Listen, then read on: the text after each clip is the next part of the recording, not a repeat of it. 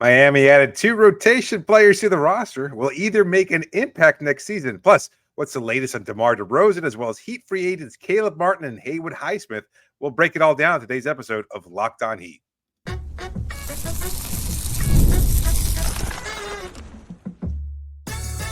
You are Locked On Heat, your daily Miami Heat podcast, part of the Locked On Podcast Network, your team every day.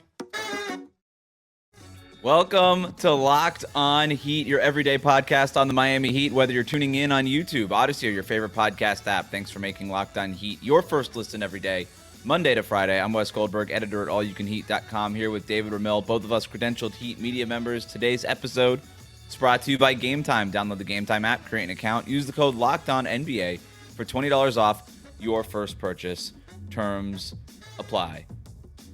We have some news, finally. The Heat signed 2 players on Wednesday, agreeing to bring back Thomas Bryant on a minimum salary and then signing their first outside free agent of the summer, David.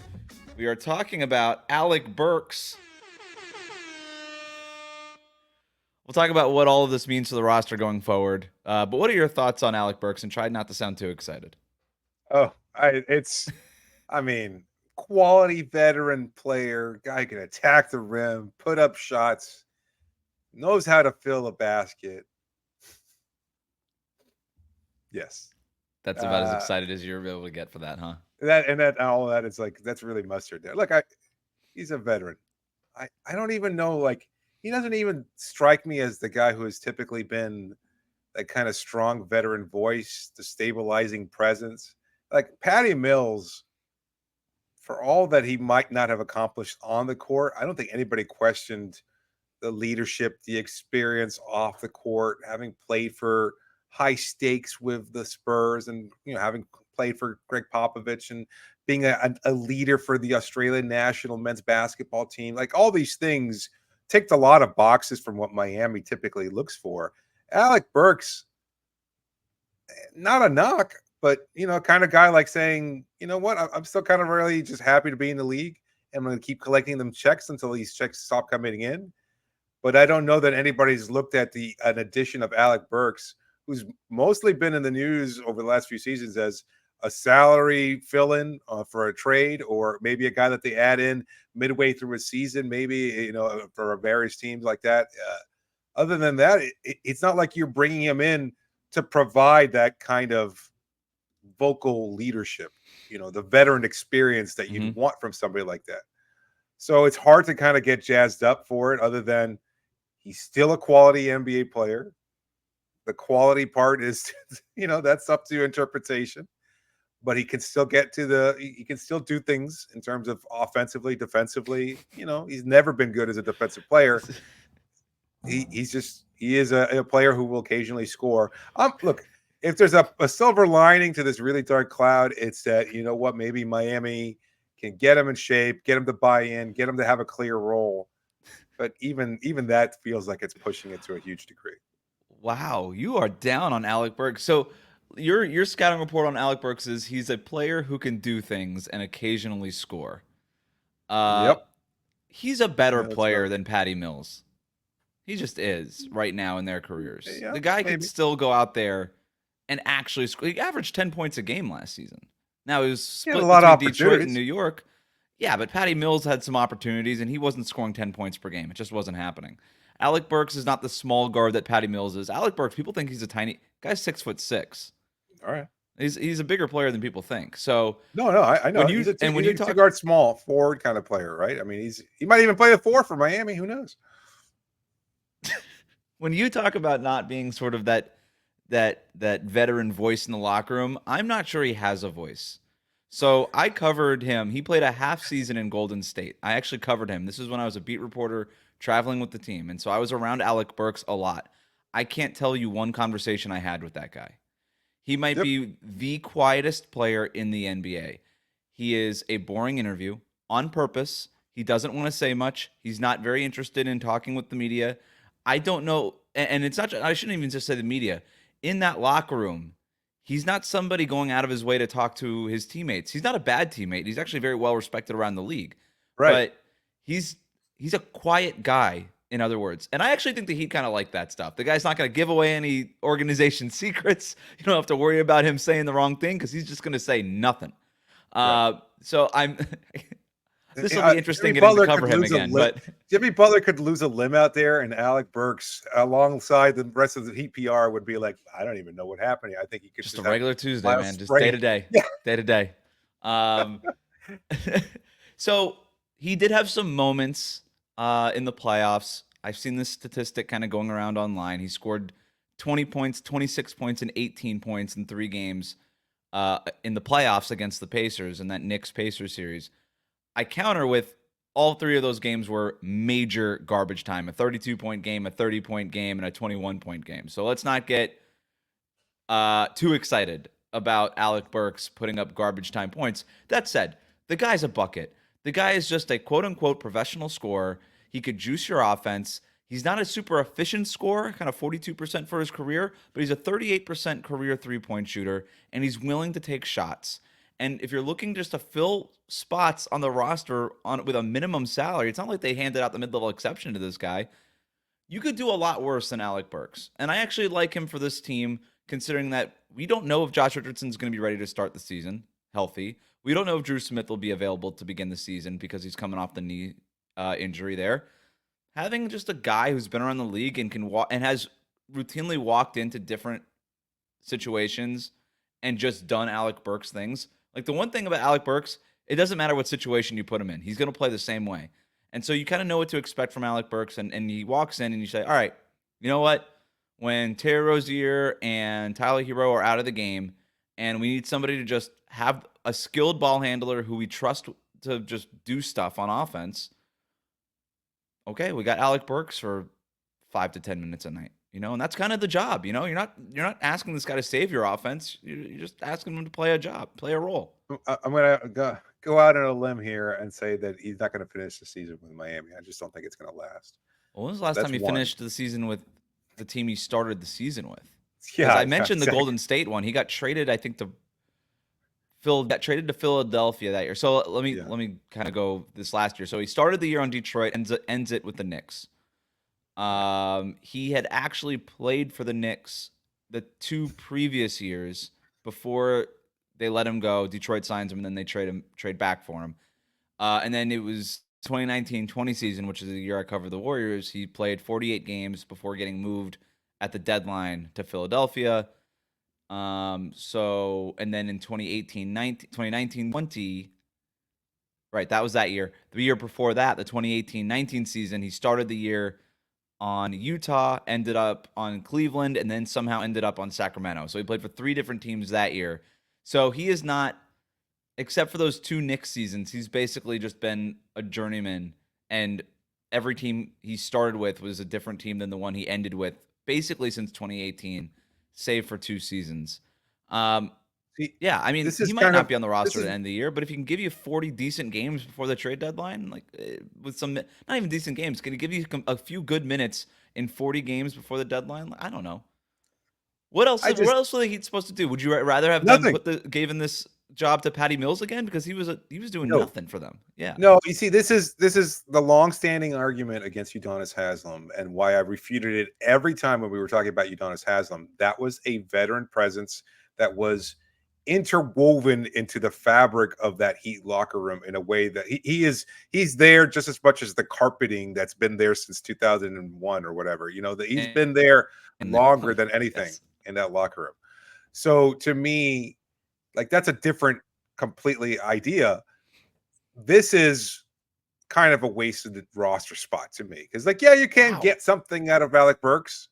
Yeah, me. Typically, I am like, oh, yeah. Would you rather this go to like a Udonis Haslem voice in the lock? No, I'd rather this go to like RJ Hampton. I'd rather this go to Alondas Williams. I'd rather this go to Cole Swider. Like a development thing. Yep. Maybe it does. Look, they've got more roster spots to deal. This wasn't the last spot on the roster. So, and that's something we'll touch on a little bit later.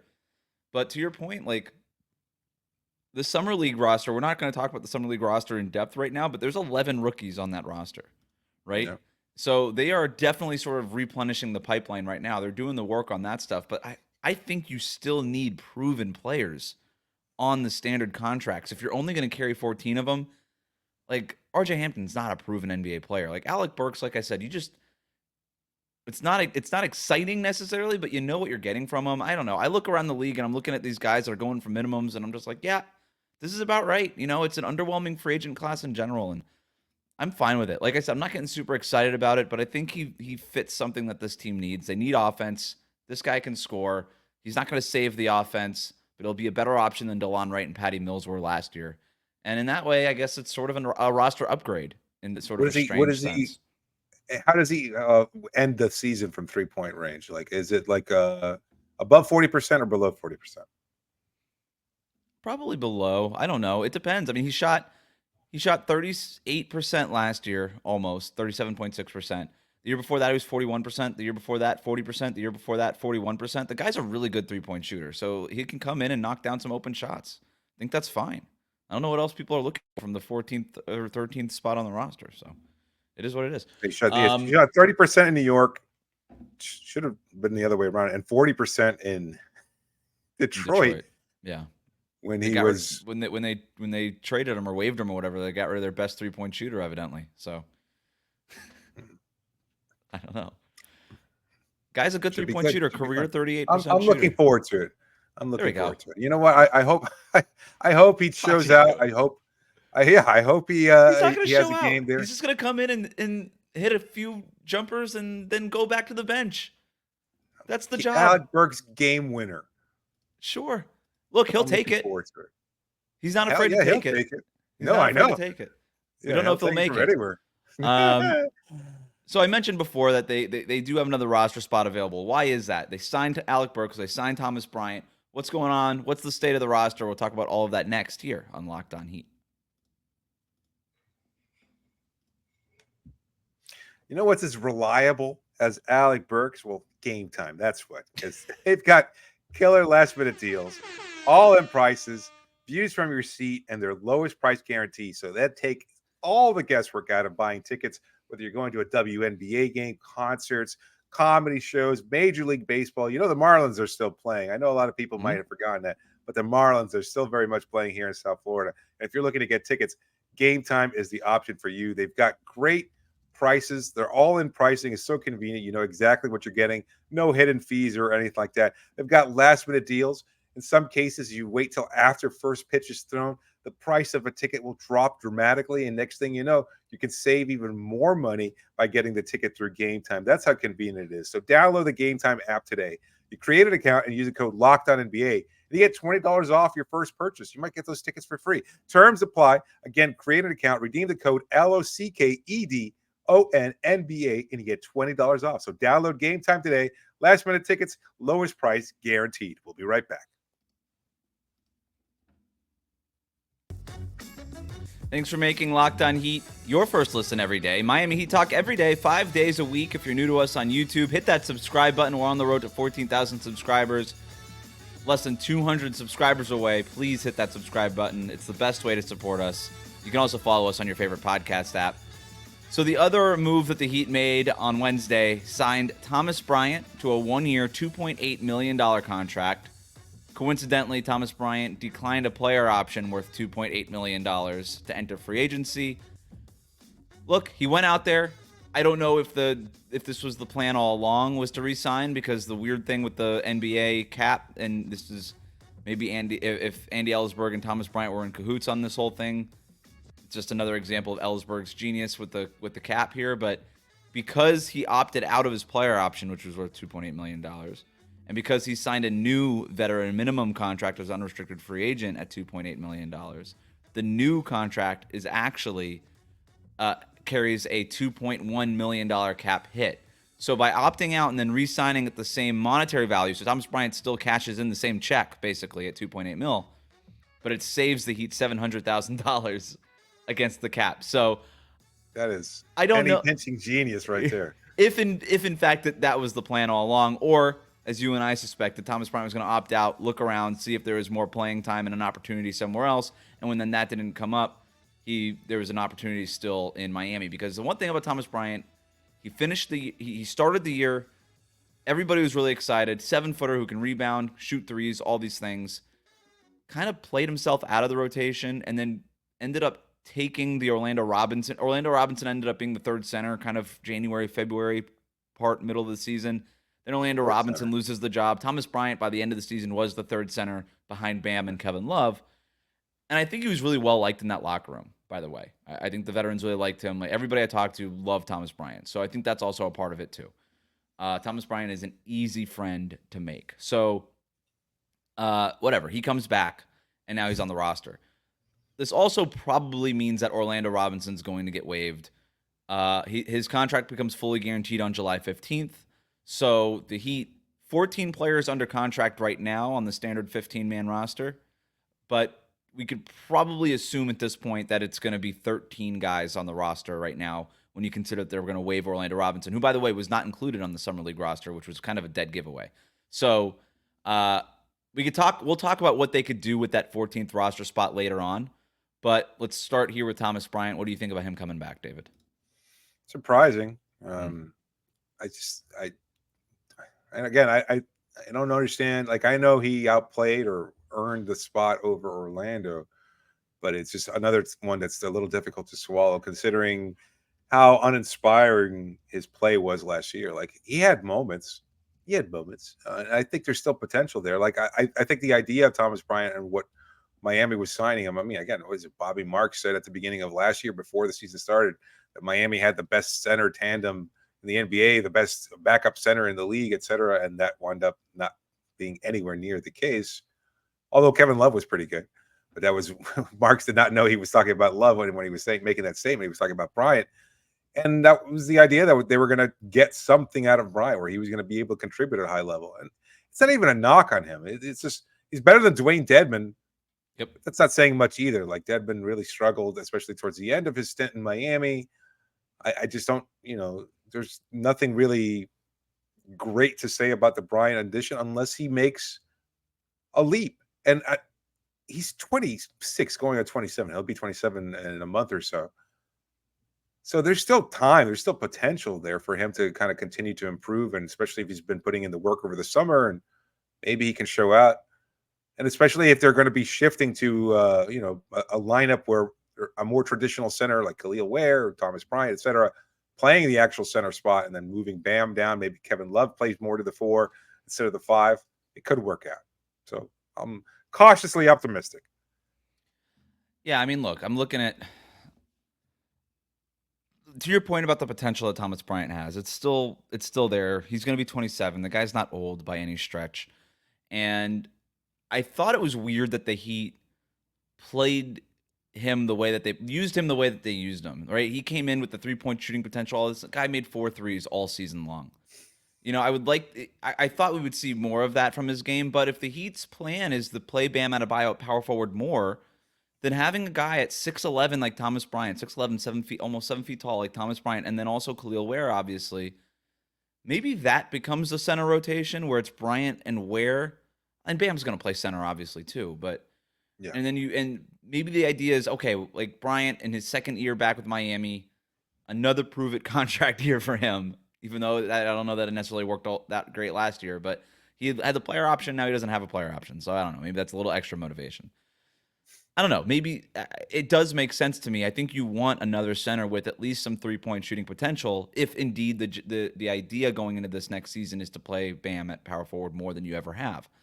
And you look at who else was out there that was available, because when you look at the guys that you would need to play next to Bam, it's guys like Khalil Ware, guys like Thomas Bryant, at least, that kind of prototype, 7-footers who could shoot the 3 and rebound.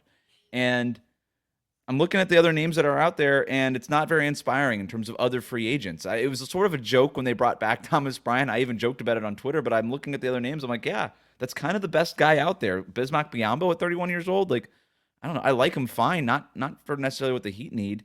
DeAndre Jordan, JaVale McGee. I thought he re-signed. I thought DJ's re-signed. Well, yeah, Denver. Yeah, I think so. So, I mean, like, I guess like if you were gonna make a case for anybody, maybe Dario Saric, but I think he's still out there as a free agent. But he's really small. He can't rebound. The shooting is kind of comes and goes with him. That's not Robin exactly. Lopez. Okay. Like, that's what we're talking about. You know what I mean? So it's like, all right, we already know this guy. Might as well bring him back. And I think that played a role in this. In terms of Orlando Robinson, fair to say that he's going to go ahead and get waived. I don't know if he finds an opportunity elsewhere. You and I like Orlando quite a bit. You know, we had a great conversation with him at Media Day last year, but it just never really worked out for him. Maybe it'll work out for him somewhere else. So we'll see what they do. We're so bullish. Like, I mean, that's a good point. Less than a year. Yeah.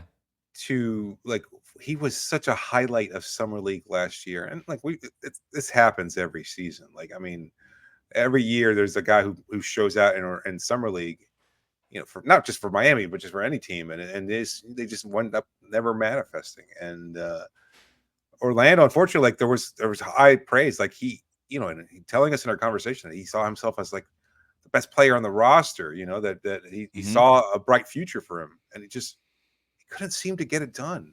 And I don't know what the expectations were from the coaching staff, that they somehow couldn't get more out of him so that he could contribute at a higher level. But, you know, to lose his spot to Thomas Bryant, to not get really many opportunities, it's very confusing. I would love to hear that story and what happened there, but I don't think we're ever going to get it either from Orlando, and we're certainly not going to get it from the Heat coaching staff. But like, I just to know exactly what it was that cost him his spot on the roster, because I mean, you watch him play, the rebounding was never there the way that you thought it would be, despite the size. He wasn't as strong as he probably needed to be. No, the knock against him coming out of college, right? The shooting never really came around. It was never really there to begin with. It was more theoretical than anything. And the knock on him coming out of college was he was too slow. And I don't know that ever really got fixed at the NBA level. And it's one thing to play well against summer league competition. It's a whole other thing to play well against NBA competition. And he got a chance. He had some moments, but yeah, overall, he never became like the next Omer Yurtseven even, you know, who had like some real like double-double type moments in box scores. So who's also been waived and has not signed with a team. So he's a free agent, and who knows what his future entails. He might wind up being in Europe, you know. Sure.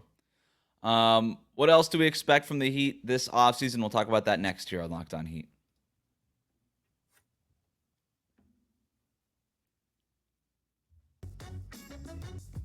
Thanks for making Locked On Heat your first listen every day. Make sure you're subscribed on YouTube. Let us know in the comments section what you think about the addition of Alec Burks, re-signing Thomas Bryant, your thoughts on the Heat's offseason overall. Also, follow us on your favorite podcast app. Hit that subscribe button if you haven't already. So, a couple of other outstanding items for the Heat this offseason. Caleb Martin, Haywood Highsmith, and the 14th roster spot that we assume is going to be open sooner rather than later. Let's start with the two free agents.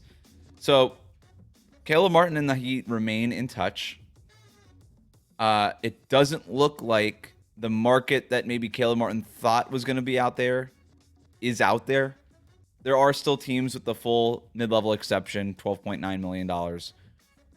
That seems like about right for a guy like Caleb Martin. Maybe teams are just waiting it out to see who's available or whatever. It just doesn't really feel like any team outside of the Heat. I'm looking across the rest of the league, David.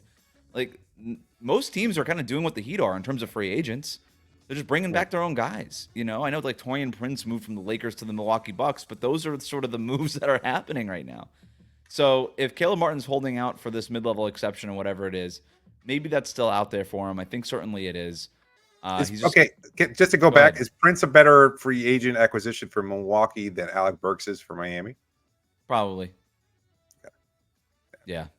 So even among middling players, and I hate to label them as such, but let's be frank then, Miami's still kind of striking out in terms of who they're able to add to the roster. I mean, we don't know that they were trying to get Taurean Prince. You know what I mean? No, yeah, certainly.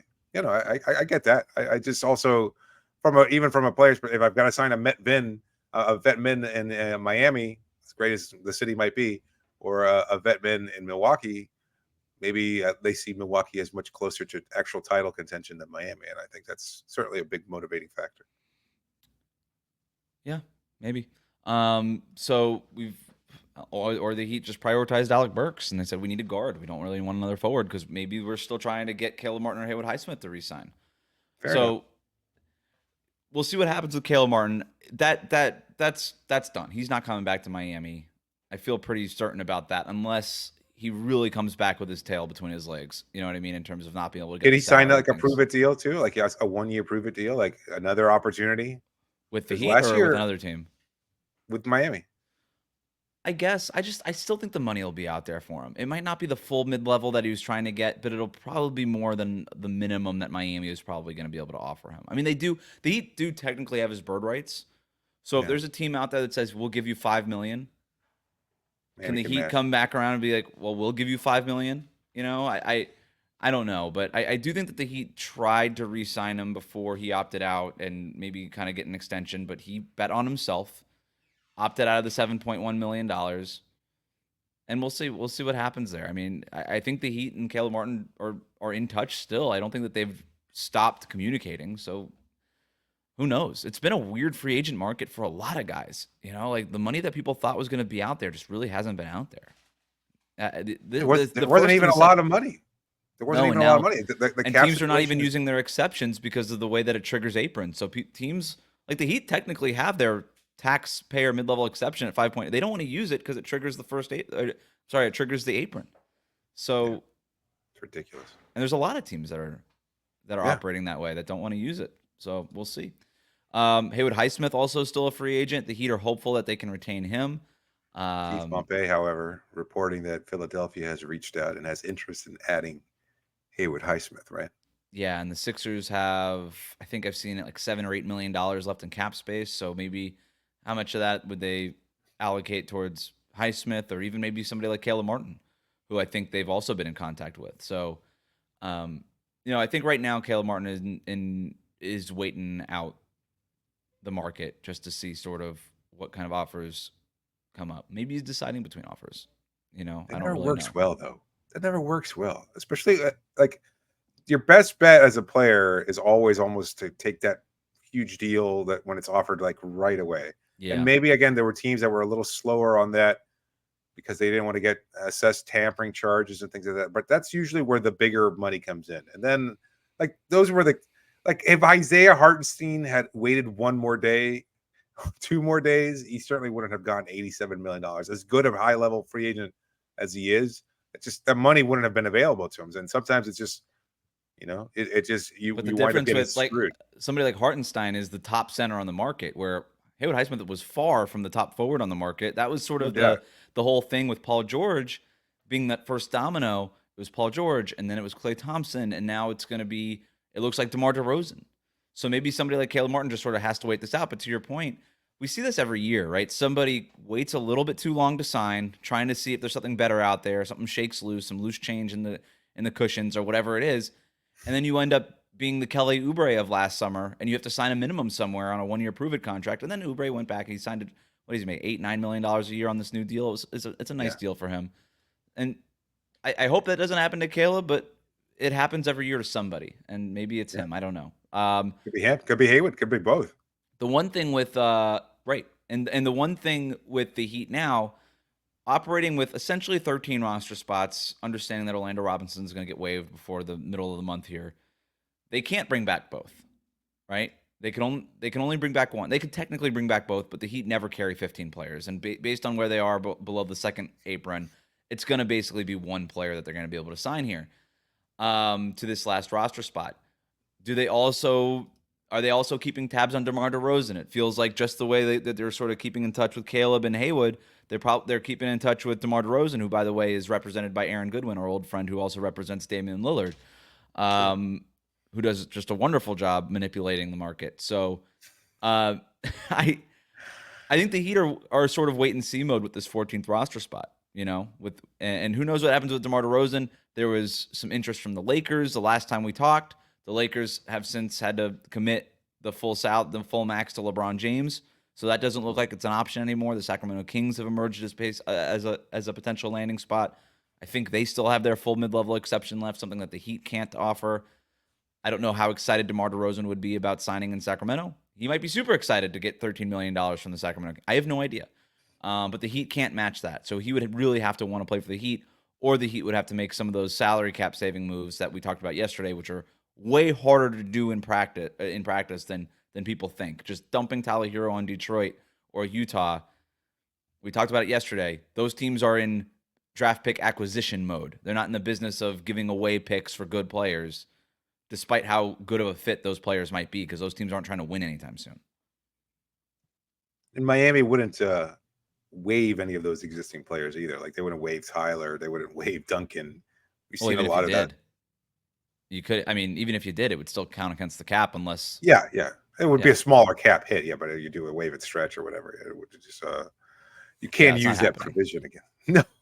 No. So again, a lot of people have suggested it like it's just an easy fix. It's like, oh, just cut them. It's like, that doesn't necessarily give you that same amount of money back. Right. And just to reiterate again, if you didn't listen to yesterday's show and you don't know what we're talking about, first of all, go back and listen to yesterday's show because it was a pretty good conversation about the state of the team and a lot of different things being discussed. But those teams, those options of just trading blank player on Miami's roster into salary cap space and getting something back, those aren't realistic options. Like any of the teams that have whatever cap space is available might not want a Terry. Like if one of the cap teams is Charlotte, why would they want Terry Rozier back? They tried to get rid of him in the first place to Miami. They were happy to do so, and they cut